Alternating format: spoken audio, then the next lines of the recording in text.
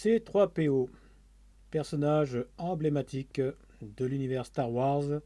Vous avez là la figurine peinte pour le jeu Star Wars Assaut sur l'Empire. Alors j'ai dû pour le peindre faire des achats de couleurs dorées pour vraiment essayer de coller au personnage et reproduire la même figurine.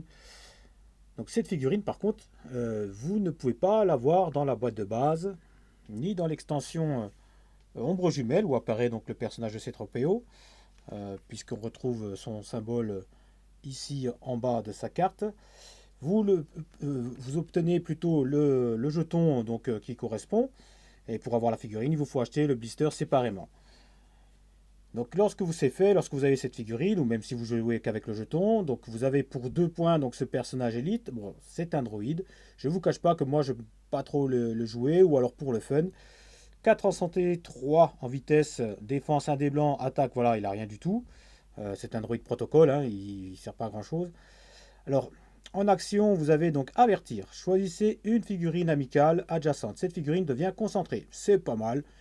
Ça permettra à votre personnage, enfin à la figurine qui est choisie, de relancer un dé, si je me rappelle bien.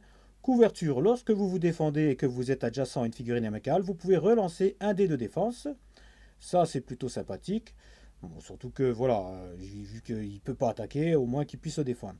Diversion. Quand une figurine amicale se défend et que vous êtes adjacent à la case visée, appliquez +1 évitement au résultat de défense. Voilà, lui devient utile quand vous êtes adjacent à un allié. Non combattant, vous ne pouvez pas attaquer. Alors, vous avez quand même une carte qui est accessible, les cartes commandement, donc accessibles en mode escarmouche, où là on vous dit, voilà, pour ces 3 PO, choisissez, donc c'est une action, choisissez une figurine hostile et une figurine amicale, toutes deux dans votre ligne de vue jusqu'à la fin du round. Ces figurines ne peuvent pas déclarer d'attaque en se prenant mutuellement pour cible. Ça fait penser un petit peu au passage, vous le voyez, qui esquive les balles et qui traverse au milieu d'une grosse fusillade ou des trucs comme ça. C'est plutôt sympathique.